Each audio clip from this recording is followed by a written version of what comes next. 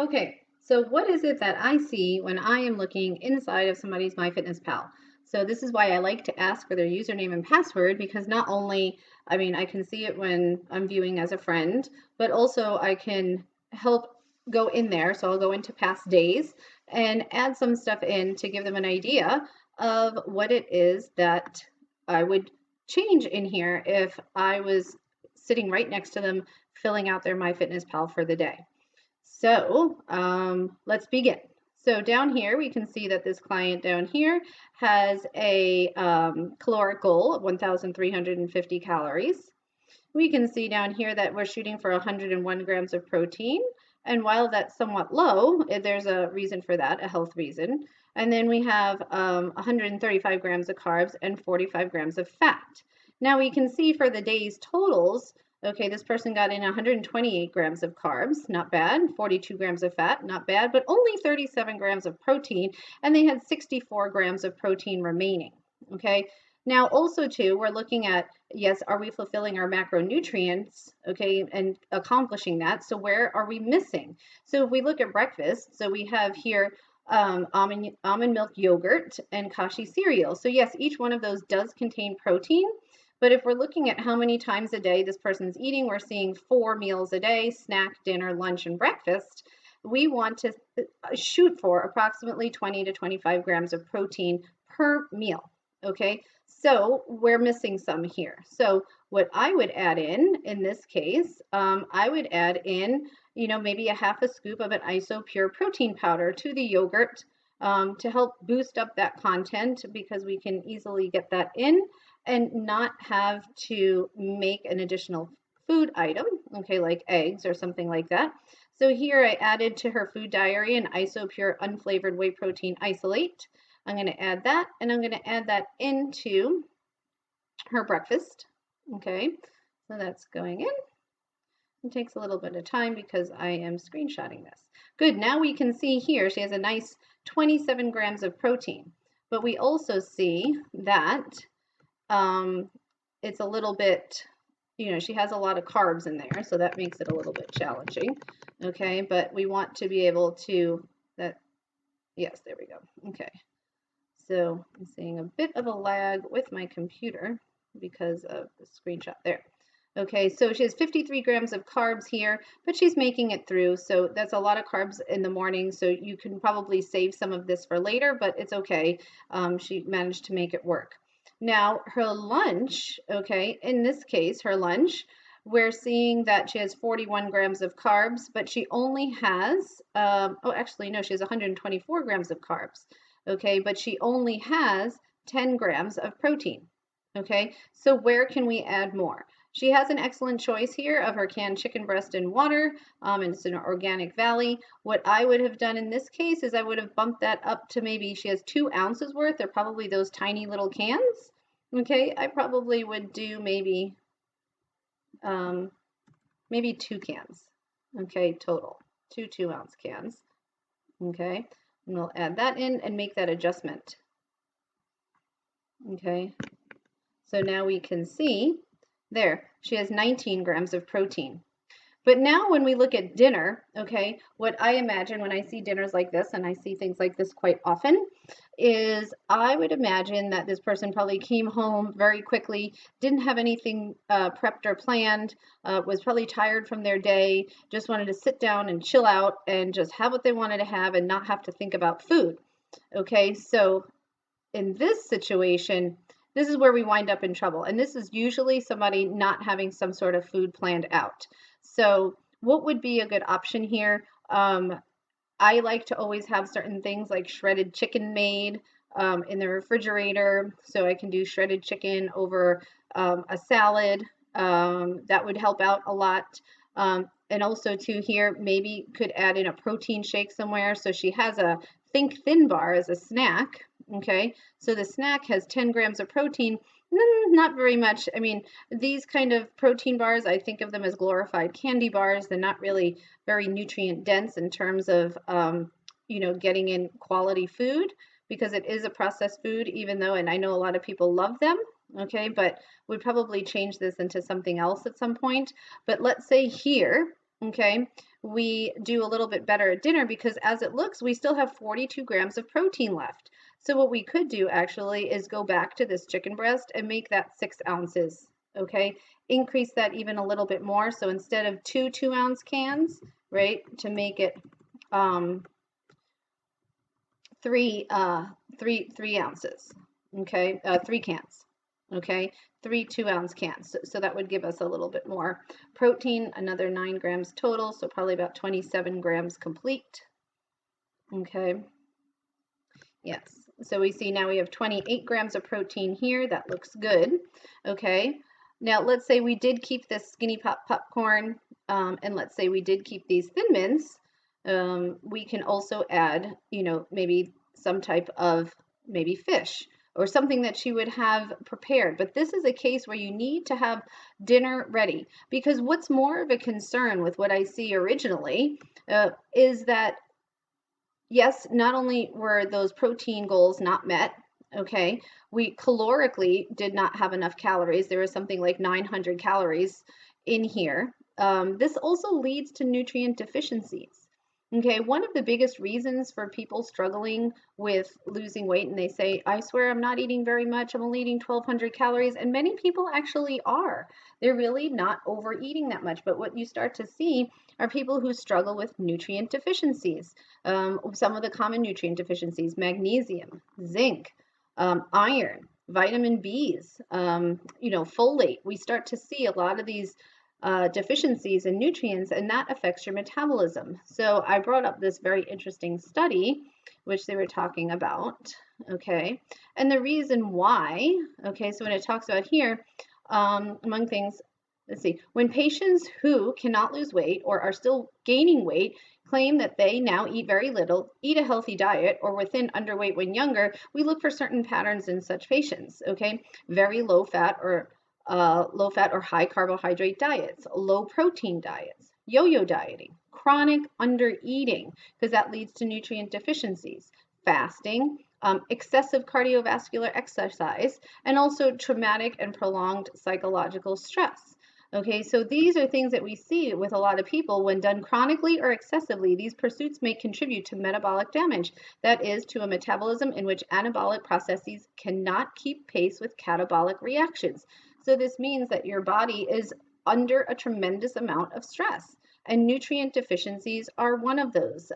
Under eating causes nutrient deficiencies. So then what are some of the things that we have to address? A balanced whole food diet designed to decrease or prevent insulin resistance, also improve insulin sensitivity and spare muscle tissue. Nutrient supplementation prescribed to replace micronutrient deficiencies and help the body rebuild vital functional and structural proteins and fats. Getting enough sleep, because if we don't sleep enough, we don't have enough growth hormone. A key anabolic hormone is released during sleep and is critical for repairing the body's tissues. And yes, of course, stress management, which might explore issues such as self-image, emotional connections with food, and state of mind when eating. Okay, so when we're looking at things like this and we see that, yeah, there are some good foods in here. Yes, there was the apple, there is the chicken breast, okay? Yogurt is not bad food at all, but we don't see any leafy greens. Okay, we're not seeing salads. We're not seeing, you know, some type of vegetable. We have the fruit here, which is good, okay, but we're missing a key component here, which is whole foods. Now, whole foods isn't the only way to do this, because calories in, calories out do matter, but when the body is under a tremendous amount of stress, and one of those being caused by nutrient deficiencies, okay, sometimes it doesn't really matter if you're eating very little, because the body does not know it's 20, 50, 100 pounds overweight. All the body knows on a cellular level is that it's starving. Okay, so let's say we take a look at a day further. I think this might have been a day I might have fixed in here, because I went in here and changed some things. Okay, so when we take a look, okay, yeah, I had added some things in here and I had made some adjustments. Okay, but I'm going to go even one day further on this one. Okay, see, computer takes a little bit of time. There we go. Is it changing? Hold on. Here we go. Now it will. Okay.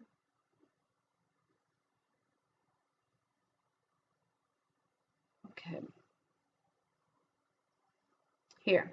Okay, so this is yet another day. Okay, so here we see, now in this case, this is another error that I can see in this picture of her food journal. And I don't know if you can spot it, okay? But often people will enter, okay, look, New York bagel, multigrain bagel. But the way this was entered, okay, the way, because remember MyFitnessPal, a lot of it is user input. So a user will input something like this, but it lacks the carbs, fats, and proteins. There's nothing listed for this. Okay, so there would be a better way to choose this when you go in and look at your options. Okay, again here we're missing that protein amount. Here, okay, so there was a Coke, okay, butter, and a multigrain bagel, which really didn't list the macronutrient breakdown, so we're not really sure how much was in there, but it definitely wasn't much protein, but I would say it's probably about 40 something, 50 something grams of carbs, so that would change that. So if we were to look that up, but I'm not going to do that right now, okay? Then we see for dinner, Wendy's frosty chocolate, okay? I love Wendy's frosty chocolates, I really do. I love ice cream, but this is not dinner, okay? I wouldn't even consider this a snack, okay? This is part of dessert, which can be included with dinner, but again, we have to get our nutrient needs met. So when we look down here, we can see that there's a remaining 77 grams of protein. Yes, calorically, okay, is still fairly low, even though it was over by 101 calories, over by 83 grams of carbs. Fat intake was pretty okay, but significantly under, okay, on protein. And then when we look at the fiber, okay, fiber, some goals were met, but this is low, 21 grams of fiber. We can do better in that. But look how far over on our sugars, okay, and they're not coming from fruit sugars, okay, they're coming from carbohydrate sugars, ice cream sugars, things like this. Okay, so this day here, again, we need to start seeing a lot more whole foods, a lot more greens, a lot more vegetables, now lean proteins, even vegetable proteins. So in this lunch here, okay, definitely have to relook up that New York bagel, multigrain bagel, okay, because that is not an accurate description of what it is that you're eating.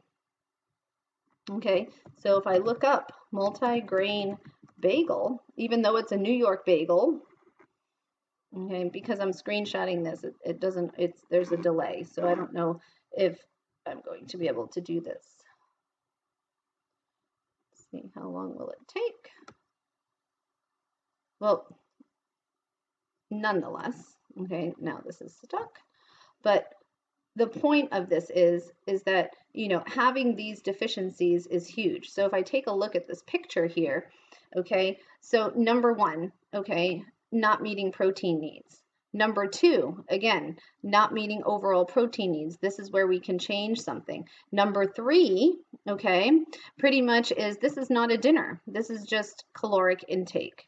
Okay, number four, yes, this is a snack, but again, this is not, like I call these glorified candy bars. Have one of these things. If you're going to have a percentage of your caloric intake to be a non-whole food, okay, I would have done this, but then I would not have done this.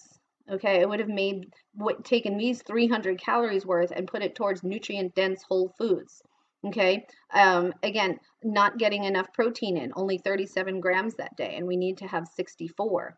Okay, and also too, yet again, under on those calories. So all of these things that we see, okay, we have to be able to,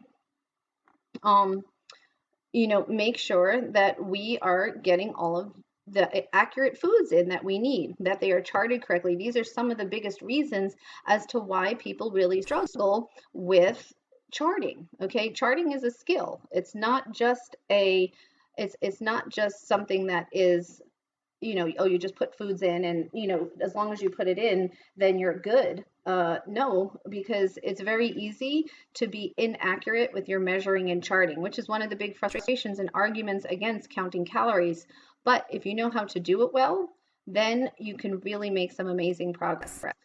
Hope this helps. If you want to have your food journal analyzed, just send me a message and I can send you a little video back like this on a day or two's worth on what it is that I see in your food journal that can have such, pretty significant improvement.